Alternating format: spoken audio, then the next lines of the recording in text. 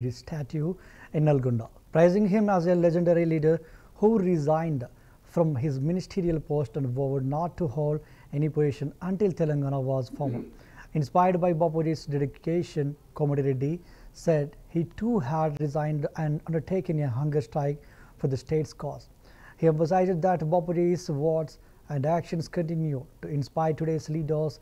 He also announced that as per Rahul Gandhi's promise, the Telangana government had issued GO number 9, granting 42% reservations to BCs.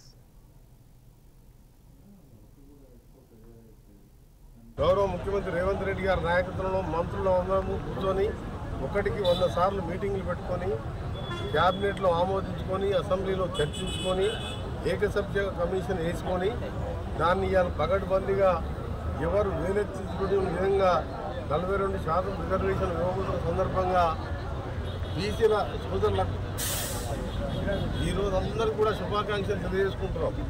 ఎవరు మీరు నమ్మలేదు, మేము చేస్తున్నామంటే రాజకీయాల కోసం 2 సంవత్సరాలు ఆలస్యమైంది ఎన్నికలు. ఆ కేంద్రంకి వెళ్ళి రావాల్సిన 5-6 వేల కోట్ల రూపాయలు మనకు రాకుండా పోయినాయి. అయినా సరే మనం మాట అన్నాం, దాన్ని ఇవాళ చేయాలి. 56-60% ఉన్న వాళ్ళకి ఎప్పుడూ అన్యాయం జరుగుతుందని చెప్పి మేమందరం ముఖ్యమంత్రి గారు మేము ఓసీలమైనా సరే మనం అందరినీ కలుపుకోమోయినప్పుడే ప్రజాస్వామ్యం అవుతుంది. ఈ తెలంగాణ వచ్చినప్పుడు కూడా బీసీలకు న్యాయం జరగకపోతే ఎప్పుడు జరగదు. ఈరోజు 69% ఇంక్లూడింగ్ బీసీలు 42 కలుపుకుంటే ఆ రిజర్వేషన్ ఇవ్వతున్నందుకు మంత్రిగా నాకు సంతోషం. అందరికీ కూడా మీ అందరికీ చెప్తున్నాం, ఒక మాట కాంగ్రెస్ పార్టీ వాళ్ళు దళితులు ముఖ్యమంత్రి చేస్తా అని చెప్పి 1,00,000 సార్లు 10 లక్షల సార్లు అని మాట తప్పింది తప్ప చేయలే.